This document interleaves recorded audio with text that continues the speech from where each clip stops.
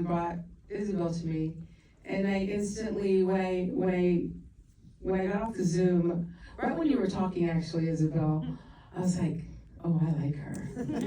I love her energy. I love her heart. I could feel it like within the first 10 minutes of us just talking. And I remember getting off the Zoom. I text them, she's the one. We'll sign her. Let's go. And now we're here. Yeah. Suzette, I was curious, what was it about like this moment now that made you want to open up the archive to a filmmaker like Isabel?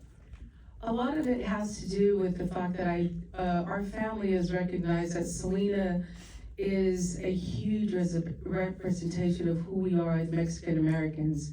She's relevant still 30 years after her passing. There is a whole new 2 generations actually that are embracing her, discovering her, and looking for her. So I felt that it was important to bring the capsule of what we created so many years ago, not just with our music, but who she was and what we were about as a group, to here now to the future of 2025. So if the younger generation is searching for her, they can very much discover this documentary. And what better way than to tell the story is from us, the ones that created it, and of course her husband Chris, along with our bandmates, So that was the main reason why I wanted to do this documentary. And speaking of Chris, I wanted to ask how you specifically got involved with the film, getting that call about it being made, and also what your journey has been like with this film. Okay, well, getting the call, I mean, Suzette calls me and I answer, right? We're family, we've always been family. I love her, I love all the cues. There's all kinds of stuff going around, but you know what, at the end of the day, we are family. I love her, and I would do anything for the cues as they would for me, and it's... Just got the call, right? Yeah, just got the call. Just got the call to do it, and I was like, yes. Anything to further the legacy of Selena and the story, and then getting to meet Isabel and feeling her out. She was authentic, for real, which Suzette had already done it, but I hadn't. Yeah. Oh, my bad. So, I mean, it was a simple choice for me, decision, but at the same time, having to go through all the stuff again, and it's really heavy. It is heavy for us, yeah. But there's so much beauty in it, and you know what? Sitting in here with you guys for the first time, I really felt like I was watching it with you. Whereas before it was a work in progress, is what it felt like. And tonight, it felt like, all right, this is the done deal. I get to sit in here in the room with you guys who are, and what's special about all of you is that I feel like most of you are, if not all of you, are all Selena fans. Just like us, we want to project and push that legacy forward and show that new side of things. Like, I mean, look, let me do this. Raise your hands if you've heard some stuff you'd never heard before, or seen stuff you'd never seen before. Like it was a whole new thing, right? Yeah. That's special to me. That's very special to Suzette, to Isabel. Like that was the whole purpose of this. What we did. So thank you guys. Thank you. If it wasn't for the love that all you guys are showing and supporting, Selena and all that, I mean, this would not have happened. So it's because of you guys that you got to see what you saw tonight. Thank you very much.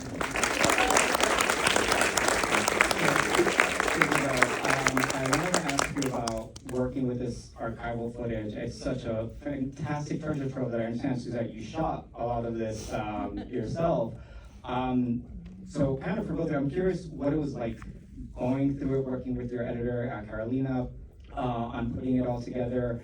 And Suzette, I'm just curious, did you think what did you think you were gonna do with this footage when you were shooting? Did you ever think, I'm gonna make a movie Make out of fun it? of everybody, that's what we do, right? At family gatherings, you know, we go pull out the old tapes and go, look at your hair.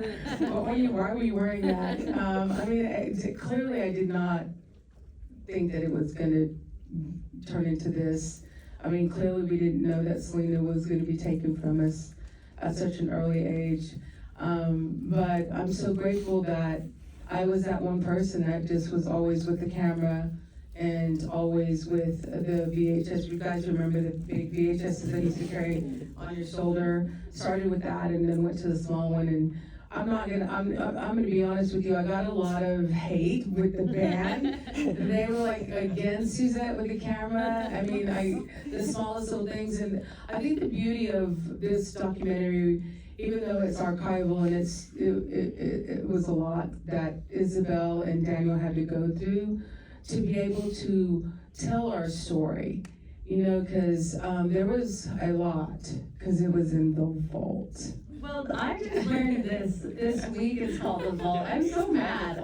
I don't know. I'm so mad. I've been calling it a closet. I think it wasn't a closet, Isabel. What we're talking about is where we keep all our footage of everything that you can think of since even before Selena passed away.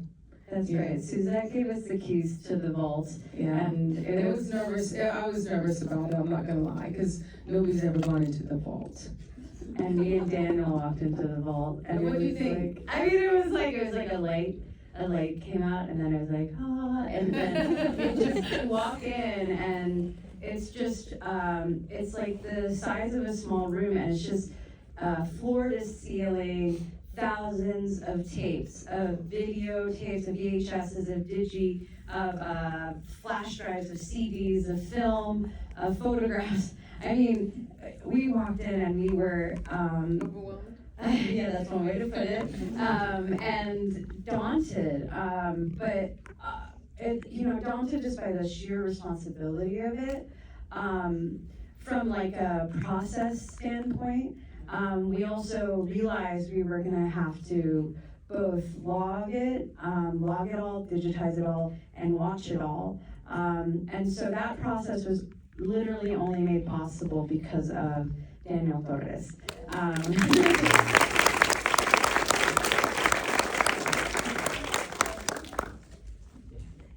Daniel Torres, the king of the archive. Well, like Isabel mentioned, it was a whole combination of 2-inch, 1-inch, beta cam, beta SD, VHS, and it was an entire process. We had a whole team. I was going back and forth with these tapes. The TSA agents knew me at some point because we couldn't put that through the X-ray machine. These were the originals, and I'm like, no, you don't understand. These are the Quintanillas tapes. And they're like, oh my gosh, okay.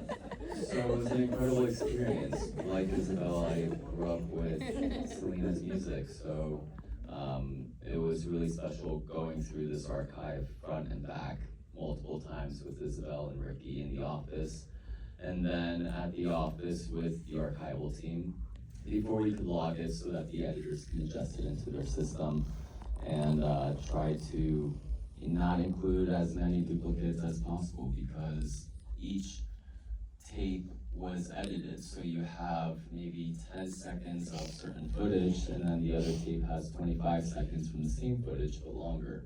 And it was a process trying to identify what the master was, what the raw was, and what the highest quality was. So it was a 1.5 year long process of us doing that. It kind of breaks your brain when you think about just. He just broke my brain. I know, it's crazy. And I mean, Daniel and I went back and forth to Corpus. We counted, I think it was a dozen or a little bit over a dozen times. We counted the amount of time we were in Corpus. It was like 6 months. And we would go every day we were there to Q Productions and sit in sit at Q Productions, basically going through tape by tape. We came up with a system with Ricky and putting it in to machines that would play it back to us. So we did that first. We digitized. We basically identified the best versions of it, and then we digitized it.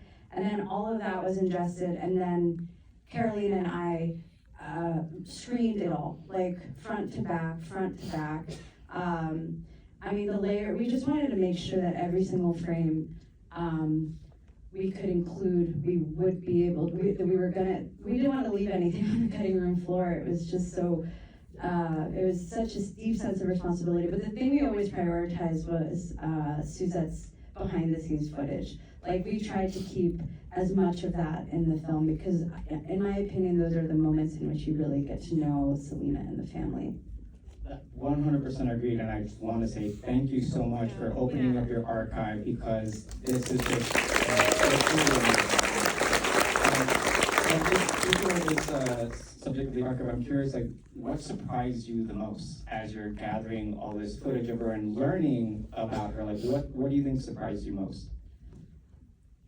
I mean, I was constantly surprised. I think that so I was introduced to Selena really first through the film. I was 7 years old when the film came out, and so I knew the story from that film, but I didn't totally fully understand like the full scope of how involved the family was. Like, I think that going through the footage and seeing everybody's roles play out on screen really gave me a fuller picture and a deeper understanding that this was a family band, that everybody had a role, and I think that's kind of what started to emerge from seeing all of the footage.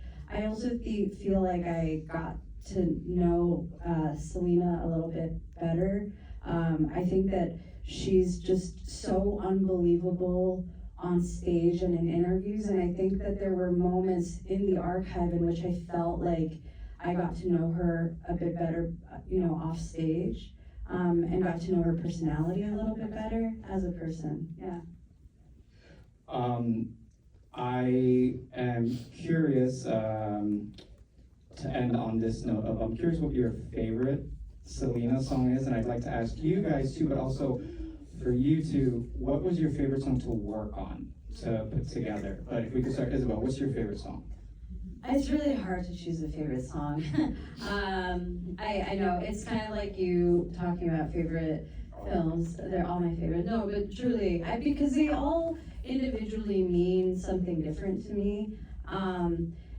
I think the song that I come back to over and over again, and that I was really kind of wanted to emphasize was Como la Flor.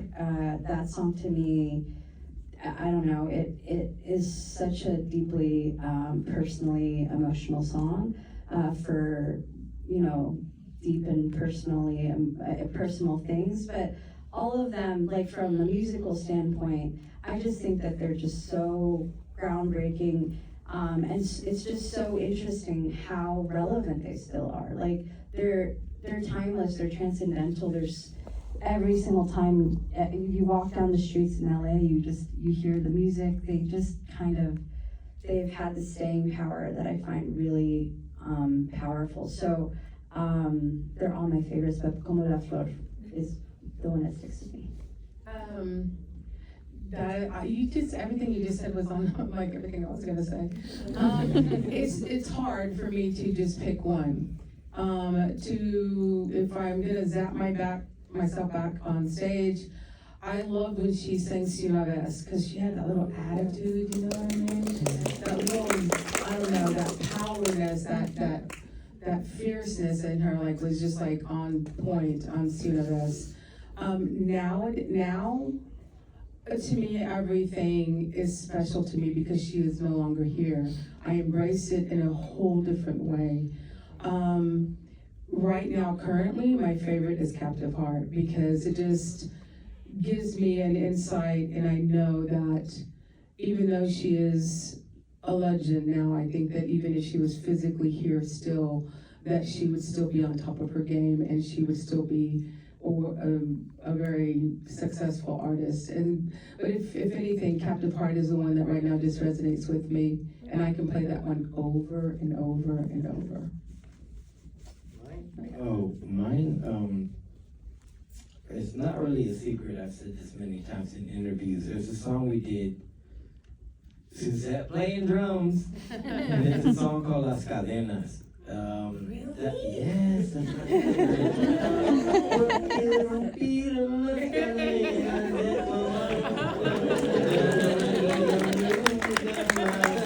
Yeah. Y'all know that one? Yeah. Yeah, that's my favorite. I think it's on that song.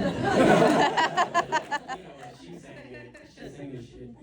She sang the, whatever. But yeah, that's my favorite song. David, Listen to it, and I don't have to say much.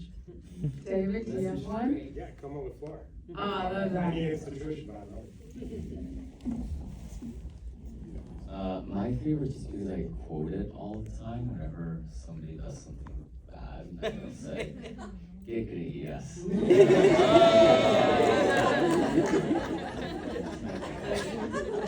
Well, thank you guys so much for sharing such a deeply personal part of your lives, Isabel, for weaving it all together. Just thank you so much for this wonderful film. Thank you. Thank you all.